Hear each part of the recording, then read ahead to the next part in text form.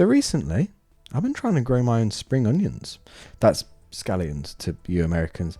And more specifically, I mean to regrow them, but it is still pretty cool, right? It turns out that as long as you keep about an inch or so of the root of a spring onion, you could just plop that in water and it'll start to regrow. You harvest it when you're ready, you chop off the new root, bake that again, and it will keep growing forever. Infinite sprunions, baby. Except that's not really the case. You can do this once or twice and it'll kind of work, but you do it too much more and you'll start to notice that you're pushing them just a little too hard. They'll look sadder and they'll taste worse and they'll get floppy, just gradually declining until they're not much good to anyone. Because at the end of the day, just water for these onions ain't enough. And honestly, same. A roughly 14-year-old me was taught in biology that plants are basically photosynthesis machines, and that given water and carbon dioxide and I guess light somewhere, they'll have everything they need for photosynthesis, and so they'll grow. And in much the same vein, I think it's easy to start thinking of artists as art factories. You sit an artist down and you give them enough time and stimulants, and eventually they'll just kind of do their thing and make art happen. This spring onion is in water. I'm in a studio. Spring onion plus water equals more spring onion. Me plus Ableton equals music. Except in nothing but water, my spring onions are getting floppy, and with nothing but me in this room, sometimes I think that my music's getting floppy too. So, okay, what's the solution here? I'm not going to tease you. It's soil. This spring onion is capable of thriving forever, but it needs actual nutrients. You need to take it out of its water and put it in actual soil with actual nutrients so that it can actually grow properly instead of just running off its own fumes and continually getting weaker. And just the same, I'm sure that you can creatively thrive and become the tastiest little onion in this big cruel stir fry that we call the world, but in order to get there, you're going to need more than just the standing water that is you and your tools. You're going to need soil. Okay, so what does that look like? Well, to be fair, it could look like buying a new thing. It's pretty shallow, but I'm sure if you get a new synth or plugin or whatever, you'll be fairly inspired for a bit and you'll probably have one or two new good ideas. But this approach is only going to be sustainable if you've got infinite money and infinite space to buy a new thing each time your creativity starts to run dry. It could look like seeing new places and having new experiences, and sure, in the broadest terms, yes. But again, not everyone has the infinite money to just go out and do a new life-altering experience to inspire them when the juices are running a little dry.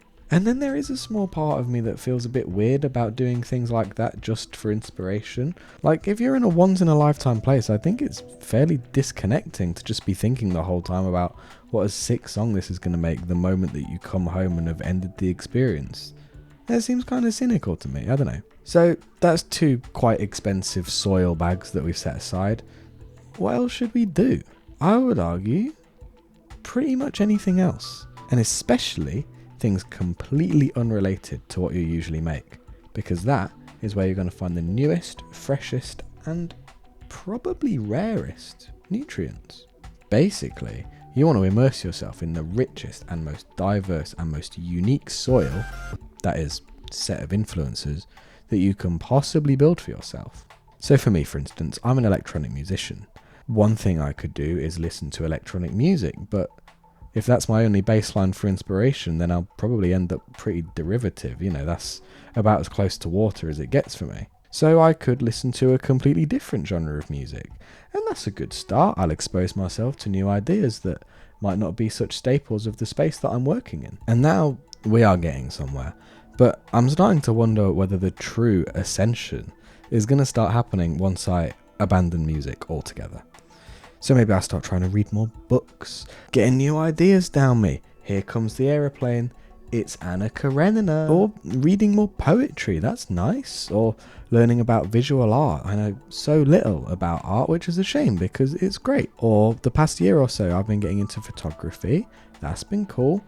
I think it's so important to do new things that are unrelated to whatever you're currently thinking is your main wheelhouse at the moment. Maybe you go nuts and you leave the world of conventional art altogether. I don't know, maybe learn to make better coffee, or maybe read the whole Wikipedia article about bees and learn that they do a dance, like they have a dance off. All of the little scout bees will go off, find the spot, they'll all come back and have a little dance off, and whoever is dancing the most excitedly, they figure that that's the bee that's found the best spot. This is how they figure it out. What the hell? That's kind of sick. Write a song about that. Or I don't know, maybe you pick up a new obsession with cooking, and then maybe a video about cooking gets you thinking about gardening, and then once you're doing that you learn the little spring onion trick, and you think that that gives you a pretty good metaphor about creativity, and then maybe that idea is so exciting to you that you start a YouTube channel. I don't know, but speaking from my own experience, I think that I can have a really bad habit of just sitting down and expecting out of nothing to come up with something new. It can be done, but over enough time I might well start to get floppy if I'm building from the exact same foundation that fueled my last 10 ideas. I also want to give you permission, if for whatever strange reason you were waiting for my permission, to slow down. There are 1,000 hustle culture bros and 1,000 algorithms trying to make you create and create and work and work. But ultimately, you should be trying to make art, not conveyor belt content. And the chances are you will make plenty of art.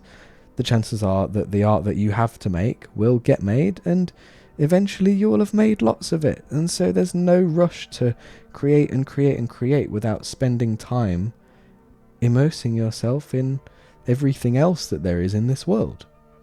There's time. And so instead of rushing headlong into creation for creation's sake and spending all of your time in increasingly murky, funky standing water, go out and get yourself some soil. Go out and get those oniony little roots in some lovely, nutritious soil. Because the world is big and we are all very small. And you should give yourself time to let the world make you feel small and curious and amazed and stupid. Because even though you're small, and even though the world is huge, and the world has so much to offer you, chances are you have a surprising amount to offer the world as well. But you're doing it a disservice if you make your pool of inspiration so limited that you restrict by lack of soil all that you can contribute back to this impossibly huge, unknowable world. If you give yourself enough time to gradually grow in the most diverse, most nutritious, most expansive soil possible, maybe then you can become the tastiest sprunion of them all.